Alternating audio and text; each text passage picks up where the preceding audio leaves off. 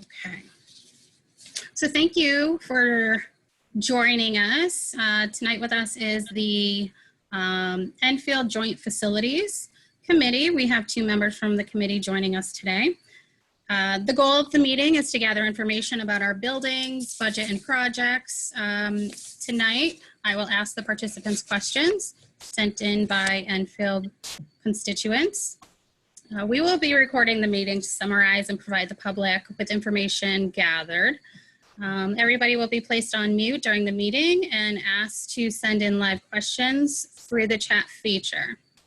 Those invited to participate tonight include Joint Facilities Committee members, Gina Sakala and Melissa Everett. Gina is also on the JFK Building Committee. Of note, all members of Joint Facilities and JFK committees were invited. So thank you to Gina and Melissa for meeting with us tonight and providing the residents important updates on the projects and buildings in Enfield. It appears that you are very in touch with the community, and I do appreciate you committing your time to us. No problem. So do you have any questions before we get started? Nope. No? Okay, all right, let's go. First question, what is the status of all projects?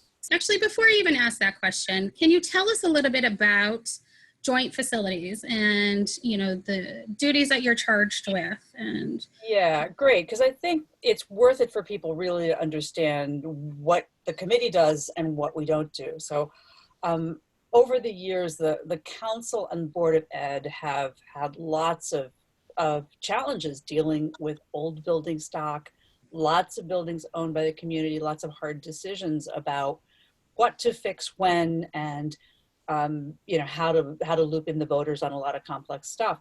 So the Joint Facilities Committee was created to represent council and board of ed to really get on the same page about priorities and strategies for maintaining and upgrading our buildings, and especially what's thought of as, you know, capital improvements, like the big stuff that is hard to think about and hard to fund.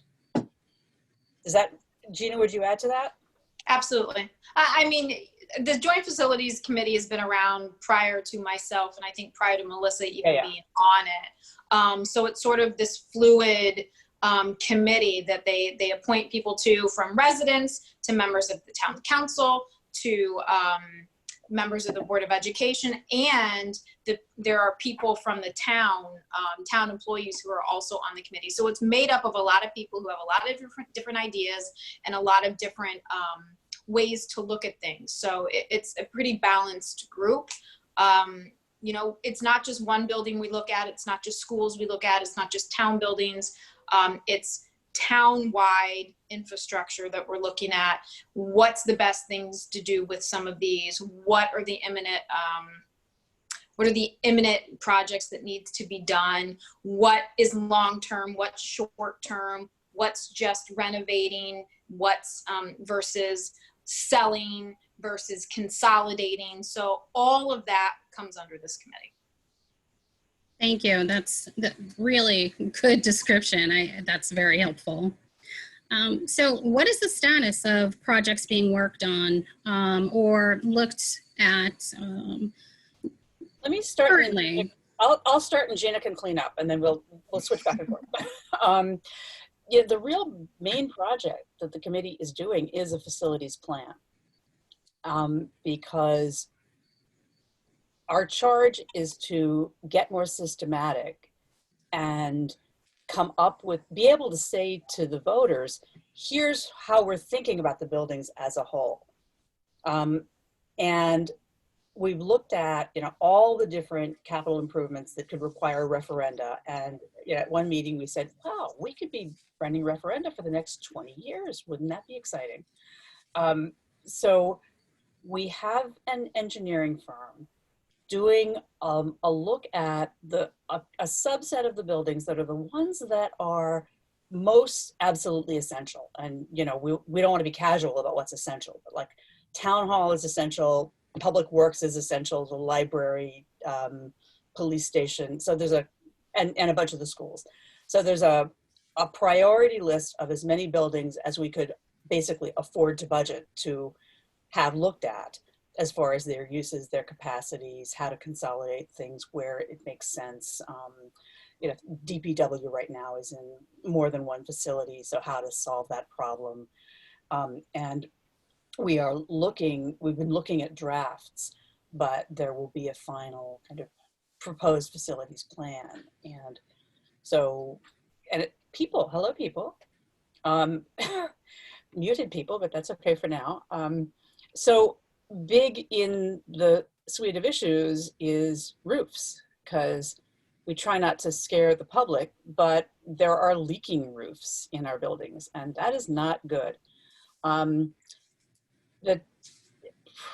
the committee's encouragement, last year, the town hired a facilities engineer. His name is Jeff Leonowitz, and he's in public works. And he's just this building geek. You know, he's a civil and mechanical engineer. And he, like, you know, rhapsodizes about roof membranes and stuff. So he is helping to assess what roofs need how much fixing, and, you know, that we are still chewing on, you know, what could be done with and without a referendum. So that's the big scope of work for the committee right now. Okay. You know, we also, and I'll just mention this, I'm going to shut up, but we did have a presentation also by the Connecticut Green Bank, just to look at ways that they can help communities include solar in their upgrades. And my role in the committee is actually to coordinate a little clean energy subcommittee that used to be an independent committee. So I try to keep that flame alive. Great. So you mentioned buildings of priority. Do you have maybe a top 3 that are currently of priority? Yes and no. So this is what I would say is that there is this master plan that we've been chewing on for quite some time. We hired a company to come in and sort of evaluate all these town and school buildings to see what are their suggestions on what can we consolidate, what do you want to sell, what do you want to keep, what do you want to knock down, what do you want to do with some of these buildings. One of the major things that they have been working on since I've been on the committee, and that's been about a year, are the roofs, and that's town-wide and school-wide.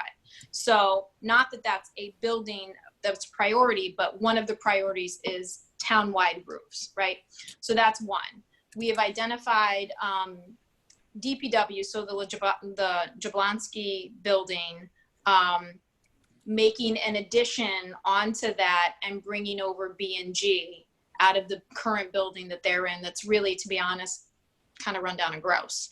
So that's a priority, because what we want to do is bring buildings and grounds over to the Jablonski building, put an addition on that, and actually connect that with some sort of little way, or I think it'll be like a little bridge, something like that, to the back of the PD, because all of that area is owned by the town. So you can have one fueling station. So that is another priority that we've been looking at. But I have to say, you know, we may have been maybe in a little bit of a different direction before pre-COVID, because now you kind of sort of halted and pumped the brakes a little. And something we've been talking about is, do we want to work on consolidating now when there's a possibility that we may need more room than we thought we did prior? Because you don't want to consolidate and bring people together in buildings when you realize, oh, no, now we need more social distancing at work or whatever. So, like Melissa said, there will be a master plan once the committee sort of blesses it, and I still think it's a work in process. Yeah, and it will be brought forward for extensive public comment. It'll come to the council and the public. Yeah, I just wanted to add or tweak a little bit the idea of priority buildings. What we don't mean is, oh, we like this building and that building. That's like not our place. What we really, there are, I think, a dozen or so of the buildings that are just absolutely, you can't run a town without them. And because the budget process is hard to navigate, and I don't say that's in a whining way, But to be able to hire a consulting group that could do some work rather than no work, we picked this first set of buildings for the kind of, you know, the central master plan. Not that we can't look at the rest of the buildings later, but to get this much going. Does that halfway make sense? And does it begin to generate any questions? Or did you want to go further with? Okay. No, we can move forward. There was a question in the chat, so I was just reviewing that. So you mentioned referendums, and can you give me the cost at which point building repairs have to go to referendum? I apologize, I'm not sure if I missed it, but there's a cap. Is it 300? There's a cap, and it's a small percentage of the annual budget, so it changes. Yes. And I did not get a chance to look it up today, but it's in the vicinity of $575,000 ish, depending on where we are in the grant list. Okay. Yeah. Okay. So not enough to do a roof. And Not enough to renovate a building. You know, you'd have to do piecemeal, which is an option if we don't end up doing any referendums. So nothing in the works, you can't foresee any referendums coming up that you're aware of? I know it's hard to predict the future, but pre-COVID. Yeah. So the committee talked about both roof referendum and a roads referendum. Pre-COVID, I think it was more of a viable option. Post-COVID and really the economic struggles that people are enduring, the committee doesn't, in the end, the committee put a lot of time and effort into coming up with a roof referendum and a number, and Jeff gave it to us, and he did a fantastic job presenting how many roofs we could do in a referendum amount that some of us thought was palatable.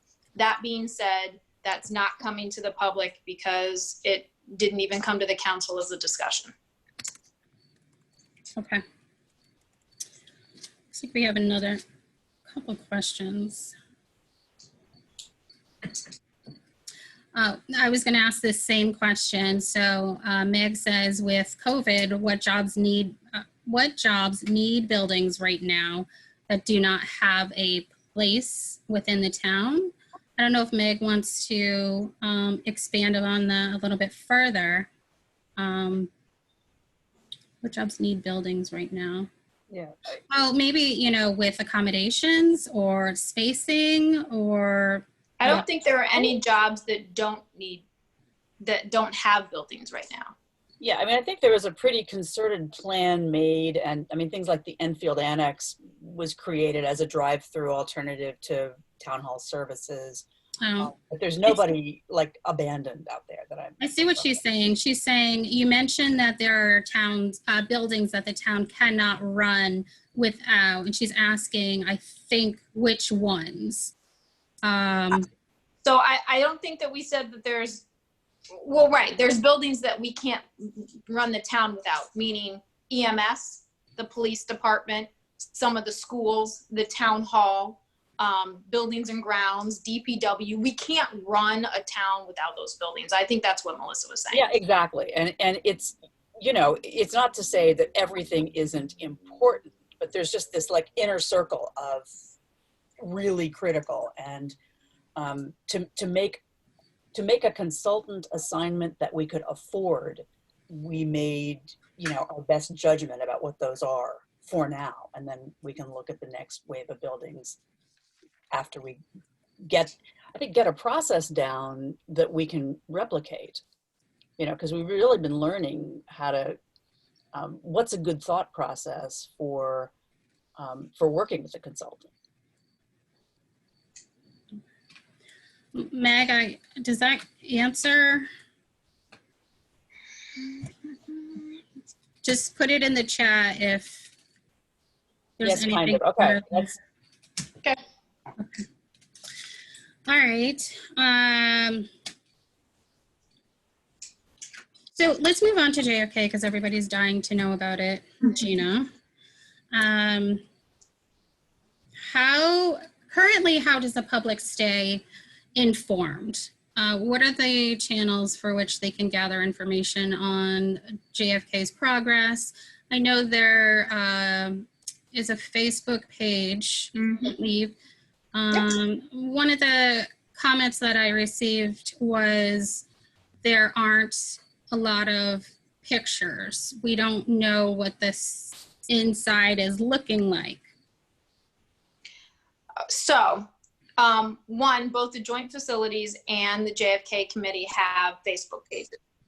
Scott Ryder is doing a wonderful job in the communications department, both on joint facilities, and the people in charge, Monty and the other people in charge at JFK, doing a really good job of any information we're getting from architects, pictures we're getting from the people inside doing the work, CMR and everybody. Those we are allowed to put on the website and show people. That being said, if people don't go on the website, don't go on Facebook and see either joint facilities or Enfield JFK Building Committee Facebook pages, those are both two things that exist.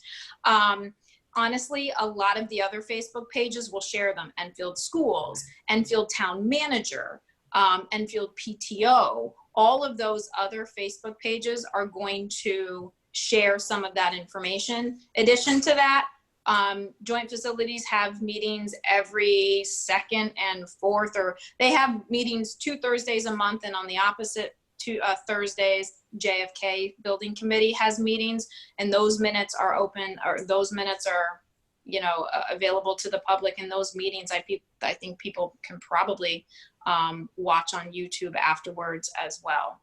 Yeah. So as far as pictures, you know, I mean, we'll send pictures when we have pictures we can show. At this point, you're going to just see a lot of demo. Yeah. I also think that it is a gesture of love for any of you to go on the Facebook page and say, hi, got pictures? Or, hi, I'm curious.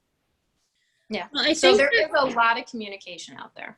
I think one of the concerns is that kids are expected to go back to school within 3 weeks, without parents having any idea, well, having a really good idea about what the inside is looking like, whether or not there will be space, safety issues. So that plan really hasn't changed a whole heck of a lot pre-COVID and post-COVID. So the schedule is still the schedule. So every time we have a JFK meeting, you can go on there and see, I've asked, how is the possibility of going back to school with these new social distancing guidelines and procedures that we need to put in place? How is that affecting what we're doing at JFK? Have there needed to be any alternatives, and have we needed to pivot on what we have started to do? Do we have to do certain things in a different order than we had thought before? And I will tell you that Amar has been wonderful. Andrew Barrios, the principal over there, he meets with them on a weekly basis. Chris Drezick meets with the JFK, either Randy or Amar or anybody on his team on a weekly, if not more, basis to make sure that we have the space that we need for these kids. They're not going to be in certain wings. So let's say the yellow wing and the black wing, those are demoed. You know, we don't have the pool there anymore. The locker rooms are completely bare. That being said, we were never going to use the cafeteria as a cafeteria this year. It was going to be swing space, meaning temporary classrooms. And unfortunately, the kids were actually going to be eating lunch in the old auditorium while they make the new auditorium, which is one of the first things that they're doing. Now, COVID hits, and one of the protocols that they're doing at JFK is kids are going to be eating lunch in their rooms. So the cafeteria will still remain a swing space for classrooms. So like they did for Enfield High, there are going to be portions of the school that will not be visible and accessible to these students. Is it ideal? No, but it wasn't going to be ideal before COVID hit either. So while I completely understand, and let me say, I have a kid who's going to be in 7th grade at JFK, so she's going to be through all this. She's going to live through all of this. So I get that people want to know, but it's not that they don't have any idea what's going on. They just want to know everything. And I get that people want to know. We are giving as much information as we have, as often as we have it. And as far as the plan for specific arrivals, dismissals, and all that stuff for JFK, that is outside the purview of this committee, and that's going to come from the JFK administration, and believe me, it's coming. Yeah, and I think I'm seeing Meg's note about why should a parent have to hunt down information. We hope it isn't. I don't think they do. It is a parent can access information. And, you know, the reporting structure is the engineering and construction people report to the committee and to staff, and it goes out on the Facebook pages on a pretty regular basis. Gina, would you be able to add a little bit of insight because you were on the high school building committee? Can you, you know, provide some information about how you know, kept the public informed? Yeah, absolutely. So we, you know, we had a communication subcommittee, and I believe the JFK does as well, because I watched a couple of the meetings. The only difference I'm seeing is you know, we had a Facebook page, which JFK does. I had a website that was part of the town page under the building committee section that I was also able to manage and update. And we did quarterly newsletters. And those were met with a lot of appreciation from our families because it just shared not only photos. I mean, photos, of course, are great. Everyone wants to see visuals. But now, more than ever with COVID, you know, even if you could throw out a couple pictures and do some newsletters as a building committee, just letting people know where things are at. You know, it just, we tried to stay ahead of parents asking the questions like, you know, why should they have to hunt down the info? You know, you shouldn't. You know, the committee should be providing, you know, as much info. I'm all about providing more info. You know, if you can get more out there, the better, the less questions. There's always going to be questions, but at least we tried to do our due diligence. And we had a website, we had a Facebook page, we had a quarterly newsletter that gave updates on where we were at during the project and, you know, pictures of different sections and that type of thing.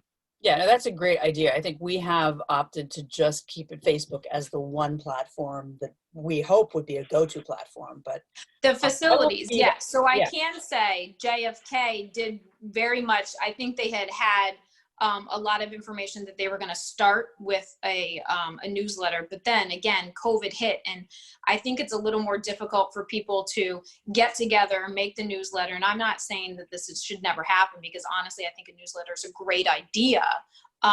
But getting it together, getting it to town hall, getting it printed, getting people to stuff the envelopes and do whatever and send it out is a little more time consuming and difficult now than it would have been, you know, 6 months ago. So honestly, we never mailed anything. We, you know, please, I'm all electronic. So, yeah. You know, we sent it to the school. Guy Barassa, he distributed it through his magical methods to everyone in the school district. So you won't see anything coming hard copy from me. Don't worry about that. Yeah. And it sounds like the main thing that you're wanting more of, which makes sense, is just details about the school reopening logistics and the construction logistics and everything. Well, now more than ever, Melissa, you know, people need communication now more than ever. We're in a crisis, you know, and it's the lack of communication from, you know, different arenas is just baffling to me. But, you know, for school stuff, obviously we all know that's a hot topic, and add construction into the mix, you know, it just causes a lot of angst for people, and I totally get that. So sometimes it's better to over communicate and repeat yourself maybe than under communicate. Yeah, and this is not a target at joint facilities in any way. Like Gina said, there's a lot of information at this point with COVID and virtual meetings that are not, you know, provided. Information's not as accessible as it was before, nor are we able to kind of ask those questions during meetings anymore. So it's hard to, yes, we're sending our children back into a building that not only is under construction, but now we have to worry about COVID. And so, yeah, I think the anxiety is doubled, you know, with regards to JFK at this moment. I get it. Yeah, I get yeah. And it probably would have been the same with the high school committee too, if they were in this predicament. So yeah, again, it's not targeted at any one committee. Right. So, I mean, point well taken, Gina. I don't disagree with you at all. And I think a newsletter is a great idea. I can bring it back to the committee. Yeah, that's it. Thank you. So is there an estimated date of completion for JFK? 2 years.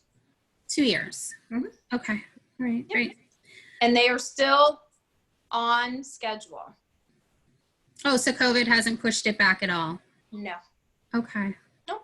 So by September 8th, there's enough completed to bring in kids for the hybrid learning? Yes.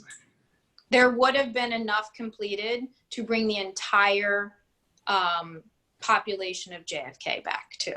So. Okay. All right. Does anybody have any questions about anything that we've talked about so far? I do want to talk about the Hazardville Institute, but before we move on to that, are there any other questions about JFK or just the buildings, roofs, anything like that? I do have a question that Sue actually put it in the chat that I had that same question. So, and it's happening in all districts. This just isn't obviously an Enfield specific because they're having mask breaks for the students and whatnot. But it was mentioned, you know, JFK, they're going to have tents outside. And it sort of makes me, I get it. But in the next breath, what does that do for student safety when they're outside in tents taking mass breaks? You know, it was just slightly a year ago, maybe a little longer, we have the school shootings and, you know, the security was very tight and, you know, you couldn't go in and out and students couldn't go out. You know, I suppose it's similar to a recess, but, you know, is that like a thought in people's minds about, you know, about that and how long these students will be outside? So this is what I can respond to. One, that's not necessarily going to be dubbed as mask breaks under the tents. They're going to be doing, if possible, classrooms under the tents, if possible, to have lunch under there. And yes, they will have outside time so they can do their mask breaks. But I will say, I get what you're saying, but that's not a question for this committee. It's just not. It's not a question for the Joint Facilities Committee or the JFK Committee. To be honest, that's a school reopening committee question and a Board of Education committee. And while I get your question and I understand the reasoning, and to be honest, I don't necessarily disagree with it, but that's not a question for us. Gotcha. Thank you so much. Any other buildings in town that anybody wants to know about? Whether they're just sitting there or not? Do we still own, what is that? The one on Brainerd Road, is that ours? That school that used to be a school? I don't know if we own it or not, to be honest. But just so you know, this is where I'm going to turn off my thing, but I'm still participating. Okay. So don't think I went anywhere. All right. Drive safely. Yeah. Liz, do you know? Well, you're busy, but I wonder if Liz knows whether or not we still own that building. I mean, if you can think of the name or the address or something, I can just make a note to find out. Oh, it's the one on Brainerd Road. What was it? What did it used to be called, if anybody knows? I believe, I don't know what it was called, but I believe that before the correct public safety moved to Stowe, I believe they utilized that space. I think you're right. It's right by the Four Corners. Yeah. It's way set back. a little bit from the road, Yeah, right? it used to be a school. And I had a discussion about this exact building with somebody, and now I don't remember what it was. Yeah. It's Okay. 227 Brainerd Road. 227 Brainerd Road. Okay, I will try to do some homework on that. And I mean, if you'd like, I can try to multitask to the extent of going into my joint facilities folder and finding the list of the buildings that the current facilities study is covering, or I can actually, I'll probably would make more sense to provide it to Marcy to go with the follow-ups. Yeah, So that would be great. Yeah, and Hazardville Institute, you know, all I can say is it is not something that we have given the attention that it will ultimately deserve. You know, Right. it's in the to be dealt with as soon as we can. Gina, Gina Sullivan, do you have a follow-up on Hazardville? Do I have a follow-up? Yeah, I don't know. You know more about that building than I do, Hazardville Institute. But if not, then I know, I Maybe help oh her. don't. no, it's fine. I don't. Yeah, That's okay. I mean, some people came on late. I'll just ask, did everybody hear the basic thing that we're trying to gather up the buildings that are most essential for the functioning of the town and get a sense of how to utilize them in an optimal way, and what kinds of you know, capital maintenance and stuff are required, and really that is doing that in a careful way has been a pretty full work scope. But I mean, do you have thoughts about that basic approach? Or Yeah. I don't know. Have fun. Oh, I wondered, I'm sorry. I missed that You're scaring intro. my So I'm cat. not, I missed that intro, Melissa, so I'm kind of excited by that. Did you or can you give us the top 5 unexpected buildings that you went through the list and went, oh, we didn't need that, and then buildings and you guys went, oh shoot, we really need that? No, I wouldn't say that, because we haven't made any final decisions like we don't need that. Gotcha. All we've made a decision about is here's what we can have the bandwidth to do a good job of thinking about in a batch, and give a consultant a reasonable scope of work that they can do a good job of within the budget that we had. So it's not about ruling out any buildings. It's just about taking on one chunk of work that we can do properly. Nice. Speaking of, I want to just go back to that one building on Brainerd. You know, on the same note, do you have any idea or information at the, you know, right now about Nathan Hale? About our use for Nathan Hale, what our plan for Nathan Hale is? Is that for this committee? I apologize that I don't know off the top of my head. Well, that's okay. That's okay. I kind of caught you with that one. You told me I didn't have to bone up for this. It's okay. Not everybody, you know, you have to research things. I get it. I'm the same way. Yeah. Any buildings housing workers that can work from home for the future? I mean, it's I still can take fluid. that. Can you hear me? Yeah, go ahead. So I think that is a possibility, although I don't know that the town is looking at having anybody work from home for the foreseeable future. That being said, if people do need to do some telecommuting, that's always an option that we need to, we're going to need to figure that out. That being said, we're not looking to close down any buildings at this point so people can work from home. Can I ask, you know, again, if you don't have the answer to this, I completely understand, but we have a lot of, you know, partially filled buildings. And I wonder, you know, if we can be more mindful of how we use them. So for example, Elkhorn. You know, only part of that is filled, and so, you know, there's a pretty good amount of space left in there. Yep, that's the kind of thing for- exactly that the consultant is assessing in detail and will bring us recommendations that will then be available for public comment. Exactly. So you know how we talked about consolidation? That is one of the things that we're looking at. What can we consolidate and where does it make sense to consolidate and not consolidate? But as an aside on Alcorn, because that was the exact topic of discussion regarding how much room there is there. Now, IT is there and so is the school administration. And there is I think the entire third floor might be full of equipment and like our servers and stuff. So although it may not be full of people, it is full of IT equipment as well, just so people know.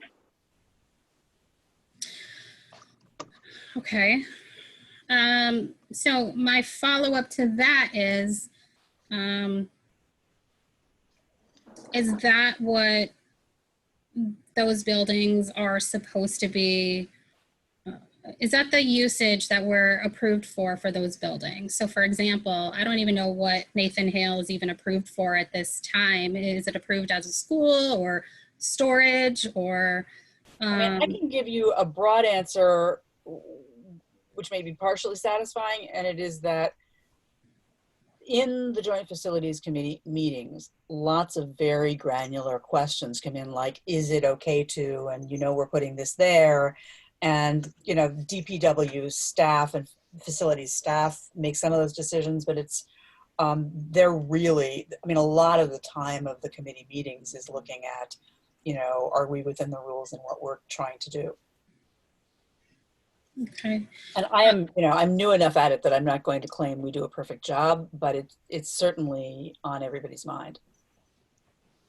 A question came in. Is the goal of the consultant to save money or just make your list of buildings easier to read for what the town needs?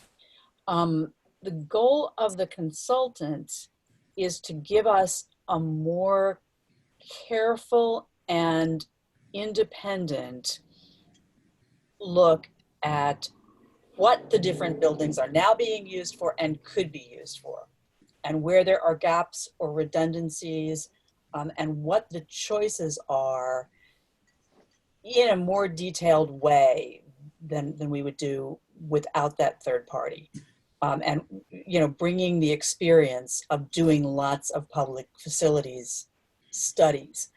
Our goal in hiring the consultant was to use a chunk of budget that was available to get as much work done as we could in this time. So the save money is really to keep the town's consulting tab manageable. Who makes the decisions, Gina, about, you know, whether this building is up for sale or, you know, what do we repurpose it for? Who makes that final decision? Is it So town that's one council of or- well, the committee would get that information from, I guess, let's say the consultant. So that's one of the things that the consultant would be looking at. They don't think that a building might be useful for the town anymore. What are their suggestions on what we can otherwise use that building for? So the committee would sort of either adopt or not adopt that master plan, whether, you know, if we have to make tweaks to it in the end, we come to an agreement and we adopt this master plan that we like. Ultimately, before anything was to ever happen, that would come to the town council. Yeah, and with a public comment period. So, I mean, the committee, the consultant says, here are your options. You know, maybe here's what I think would be the most economical and the most, you know, reflect the uses that you've told us you want. And then the committee reality checks it from an Enfield point of view, brings it to public comment, and then to the council. Okay, thank you. And then just one a final question from me, and then I'll open it up again to anybody else. Is, again, if you don't have the answer to this, I understand, but what is our rate for sale? I mean, how many sales of buildings have we had, or how many buildings have we put up for sale, you know, say in the last few years? I don't have a number. I think didn't we do 100 High Street? So that's an example that we have done some. But Yeah, that was a lease. Yeah. yeah, it's been a small number, and you know, every one is a kind of conscious decision. Okay. So we're really not, even if buildings do get approved to go up for sale, we're not selling them. The public will weigh in on the plan, and the council will adopt the plan before we do anything. Right. Yeah. Yeah. And, you know, we all go through the emotions of like, oh, that building, I used to go there, I used to use that building. I'm just thinking more financially for the town. Yeah. You know, are we getting our money back or not? I mean, the goal and frequent discussion within the committee is, you know, these things, having the revenue from them and having them back on the tax rolls would be great if they're not being utilized. But if there's a public benefit and people are really making serious use of the building, then we want to keep it. Well, yes, So, I mean, I know that with, sorry. I know, I hear you. I know that, you know, many people spoke out about, you know, Nathan Hale, and yet it's just sitting there rotting. But I respect, you know, your, you know, thoughts about that and the information. Yeah, I mean, really, I think that's an example of something where we want to weigh the options and get the final study and then make decisions so that, you know, it's more in context. Right. But yeah, if something's rotting, we don't need to be maintaining, you know. Yeah. That's the point we're trying to get to. Yeah. Thank you. Yeah, I hope Gina, this was go halfway ahead. helpful. Gina Sakala, do you have any final thoughts? No, I mean, all very good questions and insight. I appreciate it. I mean, I appreciate the ability to talk to you guys and give people whatever information we have.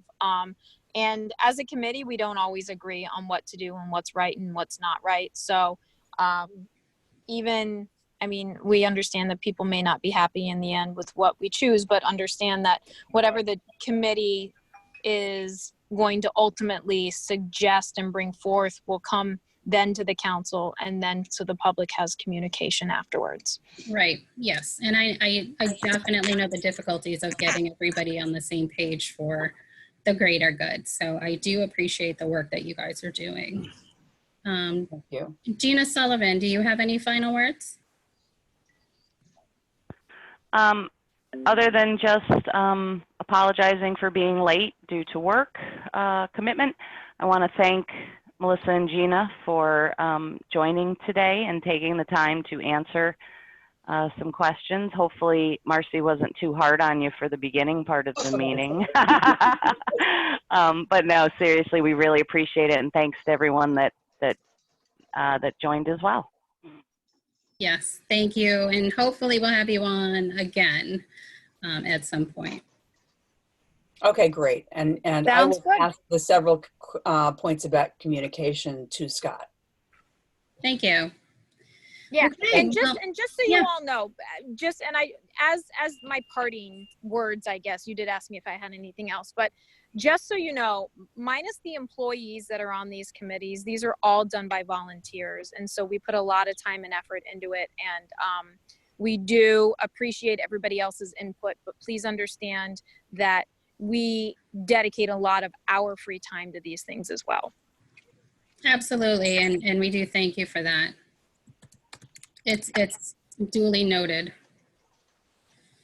Yeah, and I would just say also, as a committee, we are learning how to be a grown-up deliberative body, and I think in the couple years I've been on it, it has gotten better. And one of the ways it's gotten better is that the chairs, when there's a challenging decision to be made, will actually often go around the table and ask each person to put their point of view on the table, and you will see differing points of view with respect and dignity. And that's not how every group works. And it's been a learning process for this group. Yeah, and that's encouraging. Thank you. Okay, well, thanks for the opportunity, everybody. Yeah, thanks for joining, and we will Thank talk you, to guys. you at another time. Okay, Thank you. Bye. take care.